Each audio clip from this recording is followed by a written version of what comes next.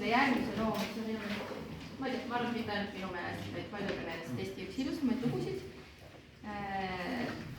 Loodud ühe, kuidas siis, maailmas enim mängitud elav helilooja, Anni loo. Jah, nüüd ta teine vist üldeks, jah. Jah, Arvo Pärt on selle järgmise loo autor. Ja ma arvan, et selle loo me võiksime pühendada küll Aigarile, kes on ise selle seade teinud jällegi. Aga ilma Aigarita seda orkestrit ei oleks. Täiesti kindlasti. Sest see orkester on Aigari nägu.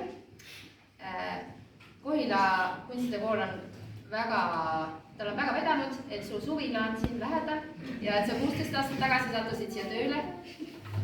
Ja minul on väga vedanud, et sa siia sattusid tööle, sest tänu sinule sain just mina siia tööle, ma saan aru, sa rääkisid, et ühte kohta on juurde vaja. Kui me marssisin kogu aeg siin talvedes ja sügise, siis tegelikult võimaldati tõesti kohtasid rohkem loodusime. Ja Aigar on jah selline, kellel ei ole võimalik ei öelda, et ta hakkas, kui ma siia sain, siis ta hakkas teadmised 2 lugu juhatad sina. Ei, mis ei, mina. Lihtsalt ta jäta enne, kui sa teed nii nagu ta tahab. Ja nüüd ma kui natuke kulged on vastu hakata. Aga tegelikult nüüd ma olen väga tänulik ikkagi, sest tema on süstinud minusse sellist julgust. Nüüd ma juba 2 aastat teen ka Saku muusikakoolis orkestrit. Muidu ma arvan, et ei oleks seda julgenud teha.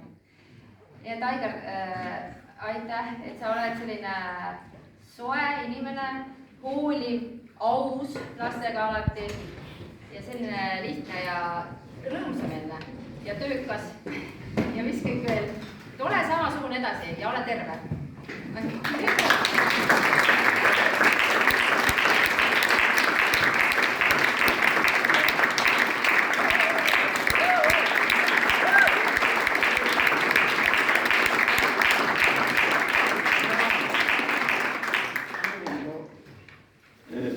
Selle orkestri kohta nii palju, et enne seda ma olin loonud juba 3 orkestrit ja 4 tegi isegi.